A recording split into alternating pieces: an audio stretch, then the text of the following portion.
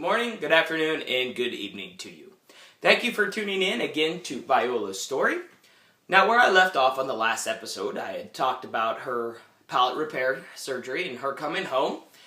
We did have a few more of the feeding issues, but things were going a lot better.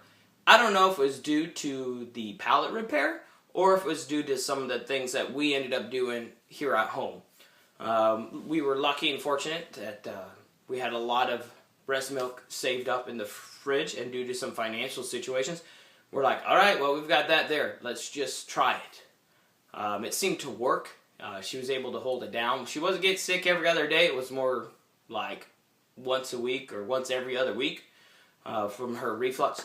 So we were pretty pleased. When we started running out of that supply, we had to switch to the formula, and we went again with I believe the Similac, the soy mixed Similac.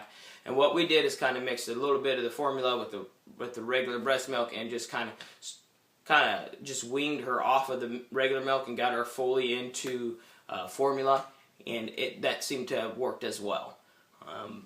Like I said, we're still battling some of those reflux issues, but it was more tolerable after that surgery was done.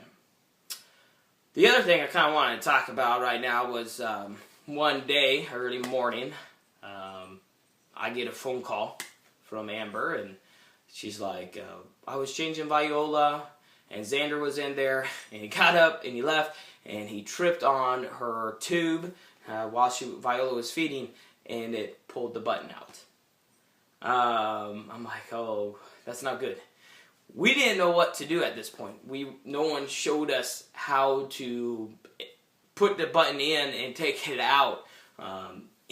So we're like, oh my gosh, what do we do? I said, go to the ER. Surely they'll know what to do.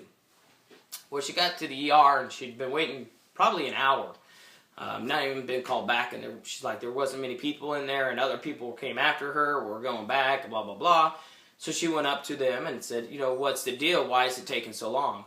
Oh, we're waiting for a certain doctor to come in because we're not allowed to put the buttons in.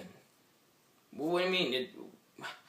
It's like they didn't know how, and they kept saying, no, we just gotta wait for this one to come. So then the doctor finally came, and they said, well, we have to wait for radiology to come because we have to x-ray it and make sure it's in place. And the more Amber sat there, the more she felt like they didn't know how to put it in either.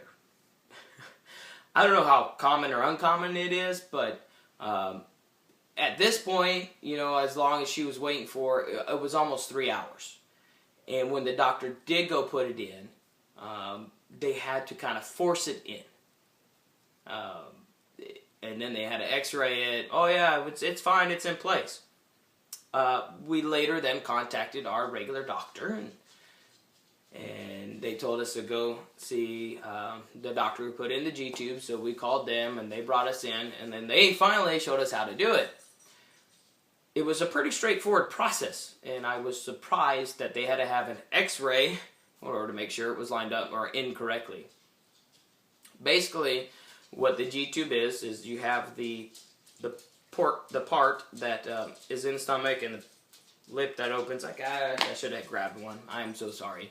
But basically on the one end, there's like a bubble, and you fill it with fluid, and that balloons up, and that's what helps hold that button in place. That's all they had to do.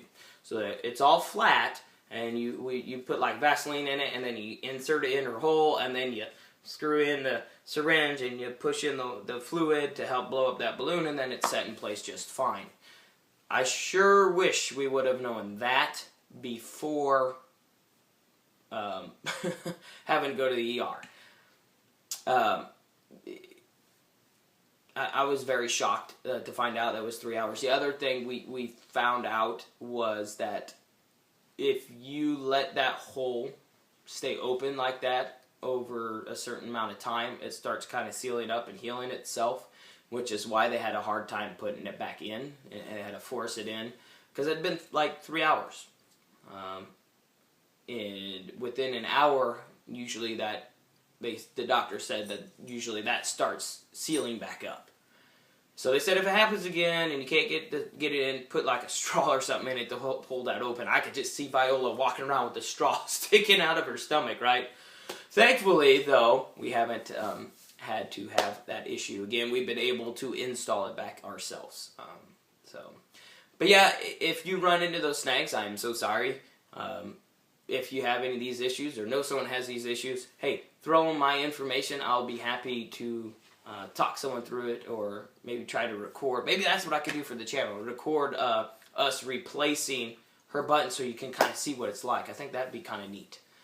Because I think we're supposed to change it we do change it like every 6 months or so. So, anywho, let's move along. It's time to end this week's story. Let me think. Something she's done well. Oh my gosh, just the other day. She was having, I don't know what she was saying, but she was Miss Bossy Pants to her brothers. They were in there playing, and she's over there telling them what to do.